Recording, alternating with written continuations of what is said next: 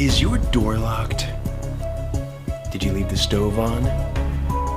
What do you think people say about you when you leave the room? Virgil! I know you are not giving other people anxiety. You are my anxiety, no one else's. Trifling assailant of my emotions. Sorry, he's still bummed that I went back to brown hair. I said I might dye it again soon.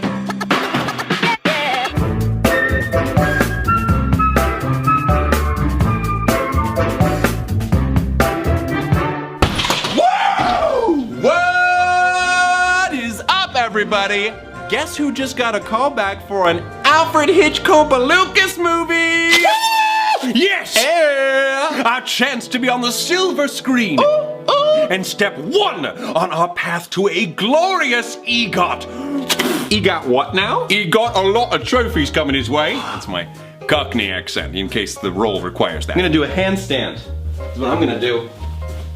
Wow! When is the callback? April, lucky number 13. Ooh. Ooh? Why are you saying ooh like that? Fear not, Thomas. I'm certain he means ooh, yay, so soon. Too soon, and not late enough. He has a prior engagement, related engagement that day.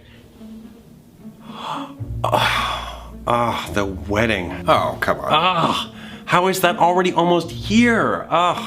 I can't miss that. Can you reschedule the callback? Reschedule a callback? Oh, Patton, that's adorable. The callback date is inflexible. Same as the wedding date. Yeah. And Lee and Mary Lee really want you to be there. Yeah. And they've always been there for you when you needed them. Yeah. And you were really excited to go, too. Yeah. Speaking for someone is a disagreeable practice, Patton. If Thomas would rather go to the wedding, then I, the brilliant Logan, think we should hear it straight from the horse's mouth. Thomas, the floor is yours. Wedding or callback? Straight from the horse's mouth? Indeed. Information obtained directly from its original source. I know that, but Logan would think that that meant a literal horse spoke it. And of course, a horse is not a good source of information, as humans have not yet developed a means of communication with horses. Oh, okay. Give me a little credit. I know some idioms, and Logan wouldn't have to point out that the floor is Thomas's. Obviously it's Thomas's. Thomas owns this whole apartment. Okay, can I just say it? He's, freaking deceit. Lies! Yes, definitely. Deceit, just come on out. Just show yourself. All right. Guilty as charged. Hi, hello, what do you want? Thank you, Virgil. I love how you just ruined my dramatic introduction. Mwah, so good. Well, your face ruined my day, so we'll call it even. Your old tricks are tired, Deceit. You have to step up your game, man. Roman, please don't tell me how to do my job better. I mean, the wrong tie was a dead giveaway. As an actor, may I say, the little things make a huge difference. Roman, enough. No, seriously, Roman, enough. Just get lost, you, Roman nickname. Dr. Trickle and Mr. Lies. What he said. But he didn't leave it at Dr. Trickle. Oh, what? So I can't join in and give my honest opinion? No. I honestly don't believe you can give your honest opinion. Come on, I don't only speak in lies. Oh, that's definitely a lie. Let's give him the old liar.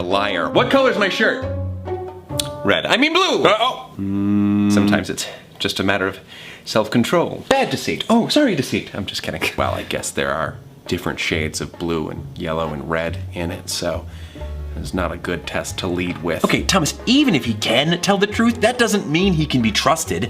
You're right, Virgil's very right. You can't trust me. It's not like I'm trying to look out for you or anything. Yeah, when I think of trustworthiness, I immediately think of someone who consistently disguises themselves like a member of Team Rocket. Oh, and no one has ever done any good with dishonesty at someone else's expense. It was pretty despicable when the Allies misled the Germans about the date and location of their D-Day landings, an operation which led to the eventual liberation of Europe from Nazi control. All right, he can stay. Wait, seriously? Sounds like he's against Nazis, so why not hear him out, you know? That cannot be where the bar is. Well, the bar for skipping unimportant opportunities should be higher than a social engagement. Come on, a wedding is more than just a social engagement. He knows that. Do you want the part in the movie or not? I mean, do you want the part or not? Of course he does. Well, Thomas made a commitment to be there for his friends. Commitment. It would be wrong for him to go back on that. Wrong? Yeah. Yeah. Deceit, standing in the spot of one of my 4 best friends. Why would that be wrong? Because Thomas gave his word, but you wouldn't know anything about words, would you, mister? I don't know what you mean. Giving your word is an act of honesty between— What? I can't understand you. I don't know anything about words. Okay, all right, we got a smart aleck over here. Huh? I mean, things come up, you know? If Thomas's Aunt Patty were in the hospital, then he would get a free pass to miss the wedding. Why should it be any different when something good comes up? Are you seriously siding with deceit? Are you seriously so close-minded to think that everything said by someone you don't like is automatically untrue? This is a big deal for Thomas. Maybe Mary and Lee will understand. It's actually Mary Lee and Lee. Not confusing at all. Roman, this is their big day. We have to be there for them. We don't have to do anything. But if you think they'd be cross about your absence, I didn't mind Roman's little Aunt Patty in the hospital excuse. Oh, I mean, I wasn't— No, lying is already bad enough. Lying to a friend is out of the question. But what about us? What about us? Wow, guys, it's so cool how you never listen to Roman. Why is he still here? Why am I still here? Wow. I meant deceit. Whose underwear is this? I mean, it's not really hurting my friends if they think I'm gone for a better reason. Not hurting them? Better reason? H. Lucas, director of Psycho Godfather Wars. What is this wacky talk? You don't mean any of this. I'm your morality. I wouldn't be here if you did. Right. You're right. I don't mean that. And Roman, I thought you fought for honor. Why are you pushing Thomas to be dishonest? Yeesh. I would have stayed in my room if I knew Dad was going to take us on a guilt trip. Do you know who else is here? Me. So perhaps Thomas isn't so innocent. Well, nobody's perfect. Except for Thomas. He loves his friends. You can defend him all you like. But you can't change the facts. Oh my gosh. Is Thomas an innocent little lamb? Let's let them be the judge of that. Oh, I can do judging. We are back in the Mind Palace, and that means I can summon anything. I'm too emotionally unstable for jury duty. Can I be excused? Oh, come now, Virgil. Jury duty is so much fun. My butterfingers! Hopefully, he's better at defending than he is at existing. I hope so, too. I'm a little confused as to what this is all about. Basically, deceit is trying to prove that you care more about yourself than your friends. But don't worry, kiddo. We'll show him. Okay. Cool. I mean, you've never steered me wrong before, right? Does everyone understand their parts? I broke my gavel. I don't care. Wonderful. Now, could we have the Honorable Justice Roman read off the charges, please? Oh. Well, all right. The state of Thomas Sanders, the Thomas Sanders, in the name by the authority of the state of Thomas Sanders, deceit, prosecuting the state of Thomas Sanders under oath, information makes that Thomas Sanders, count 1, did unlawfully and rudely conspire to waive support of Lee and Mary Lee, who were then and there characterized as friends. Count 2, did unlawfully and with marital support falsely impersonate a better person. Count 3, did unlawfully and surreptitiously prioritize his own desires and designs. Count 4, did willfully and without authorization engage in a scheme to defraud Lee and Mary Lee. Count 5, did leave his dirty underwear all over the gosh darn floor like a gosh darn animal. I'm sorry, what was that last one? Yeah, the underwear couldn't be Thomas's. He would never. Objection! I can confirm that Thomas does leave his filthy underwear on the floor after tearing them off the moment his guests leave the house. That's true. Objection! Judges don't object. Objection, neither can the jury. Well, that settles it. Thomas is guilty. The jury decides if he's guilty. What am I doing? I don't care. Okay, well, that sucks. What does the judge even do? His best. I know it's a lot to ask, but just keep reading. Underwear aside, being so charged, Thomas Sanders, how do you plead? Not guilty. Not guilty? Ooh, said with the confidence of a man who has his hands stuck in the cookie jar in a cookie factory, and his pants are down. And they're on fire. We get it. Prosecution, your opening statement? The only thing opening should be Thomas's mouth, because he's about to be served his just desserts. Oh, actually, I just learned from a podcast that just desserts has nothing to do with the dessert that we eat. It's actually... All right, listen. Logan's not here, so let's act like it, all right? Defense? I would just like to say that I am rubber, you are glue. Whatever you say bounces off of me and sticks to you. That is all. That was brutal, dude. That was brutal. Prosecution, your first witness. I would like to call Logan to the stand. David. Logan, I'm a lawyer now. Wait a minute. You guys are doing a courtroom scenario without me? Unacceptable. Well, maybe you shouldn't have been impersonated.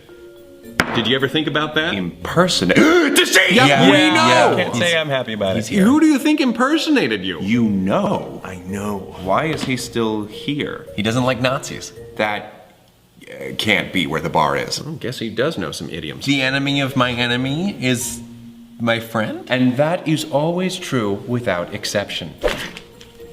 All right, go on. Let's just get this out of the way for everyone. Hello. Do you solemnly swear to tell the truth, the whole truth, and nothing but the truth under pains and penalties of perjury? I know I do. I do. I do. I do. Whatever. I do? Okay, so we kiss now? Or... So, you are Thomas's stinky poo-poo side, correct? What? No! I am Thomas's logical side. Oh, right, of course. But that's kind of an oversimplification. You see to a lot more than ensuring that Thomas is thinking logically. Do I? I do, yes. Yeah, we'll come back to that. Are you aware of Thomas's callback for the new Alfred Hitchcock Lucas film, as well as the wedding that shares the callback scheduled date? I am. Do you think some logic could be employed to assist with this dilemma? Yes, there's always room for me.